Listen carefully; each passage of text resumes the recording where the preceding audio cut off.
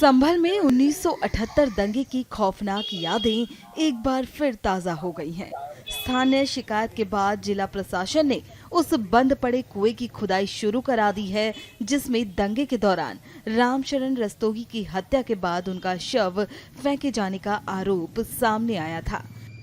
DM doctor Rajendra Pensiya और SP Krishna Kumar Bishnoi के निर्देश पर नगर पालिका की टीम ने सिटी मजिस्ट्रेट और ईओ की मौजूदगी में खुदाई शुरू कराई है। दशकों पुराने इस कुएं के मलबे और झाड़ियों को साफ किया जा रहा है और सुरक्षा के मद्देनजर क्षेत्र की घेराबंदी करा दी गई है। स्थानीय लोगों के द्वारा बताया गया कि यहाँ पे कुआं रहा हुआ है, क्योंकि आपको पता है कि संभल में जितने भी कुएं हैं और जितने भी हमारे प्राचीन देव तीर्थ कूप हैं, उनका जीर्णोद्धार और सौंदर्यीकरण और संरक्षण का कार्य चल रहा है। तो जितने भी जल संचयन और जल संवर्धन के तहत हम लोगों ने जो भी कुएं हैं शहर के अंदर, उन सब की खुदाई करके उन पर जाल लगा के उनके वाटर रिचार्जेबल बनाने की कार्रवाई चल रही है। उसी के क्रम में यहाँ स्थानीय लोगों के द्वारा बताया गया कि यहाँ पे कुआं रहा था, तो जिसको निरीक्षण किया गया। निरीक्षण के उपरांत यहाँ पे नगर पालिका के कर्मचारियों को लगा के उसकी खुदाई हुई है, तो वहाँ कुएं का मिला हुआ नहीं। कितने लोग लगाए गए?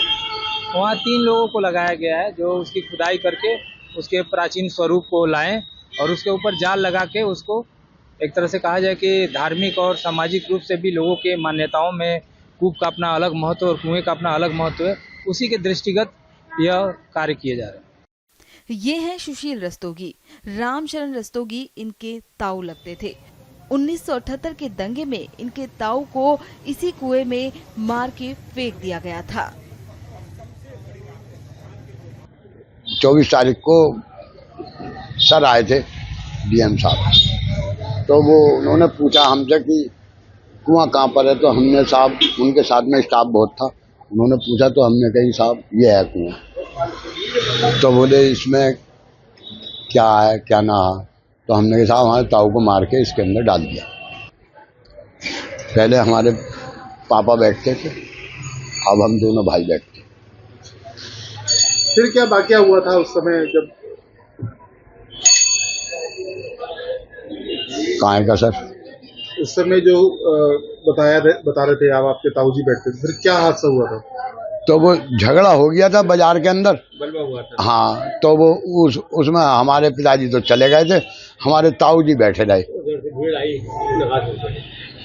तो अब वो जो है क्या नाम है, हम जो है स्कूल में पढ़ते थे सर, हमें तो ज़्यादा जानकारी है नहीं, समझे।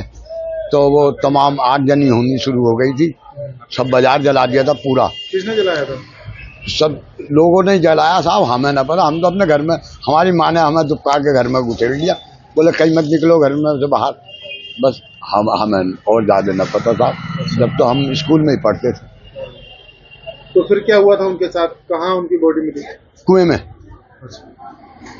4 रोज के बाद। तो दुकान पे बैठे हुए थे उस समय? हाँ, दुकान पर। लूटपाट कुछ क्या हुआ था उस समय? यही पता चली साहब, वहाँ दुकान लूट ली, आग लगा दी, बस ये पता चली बाबूजी। कितने साल पुरानी बात होगी ये? सन 78 की है, 1978। तब इस कुएं की खुदाई हो रही है? जी। डीएम साहब ने बोला था? ना बोला नहीं था साहब, वो तो हमसे उन्होंने पूछी थी कि कुआं कहाँ है, तो हमने कहा साहब कुआं ये है। खुदाई हो रही है इसकी? जी। सुनिए वहां मौजूद लोगों से जब पूछा गया तो उन्होंने क्या कहा। भीड़ आने के बाद सब दुकान समेटने लगे, सब जो सामान समेट सके बस बढ़ गए, वो जो सब भाग गए घरों को सब घरों को भाग गए थे। सब घर आगे फिर देखा कि आग लग गई यहाँ पे। तो आग लगने के बाद 2 घंटे 3 घंटे बाद देखने लोग आए। किसने लगाई थी आग? मुसलमानों ने वहाँ पे कांड करा था मरालाल फड़ पे, और वही भीड़ इधर को आई थी आग लगाने के लिए। हाँ, कौन सी सन की बात है? वही 78 की बात है। फिर क्या हुआ उसके बाद? भीड़ आई और सब दुकान आग लगा के इधर उधर हो गए वो तो सब, और सब दुकानदार घरों पता लग गया तुम्हारी दुकान में आग लग गई, तुम्हारी दुकान में आग लग गई, तो सब भाग हुआ है, सब बुझाई आग। कुएं में किसको डाला था? इनके ताऊ को डाला। क्या नाम था उनका? रामशरण। तो कुएं की खुदाई हो रही है? हाँ। पानी था बहुत पहले तो, पानी पानी था। तो पानी था जब डाला था? हाँ हाँ पानी था। कैसे पता लगा फिर उनको?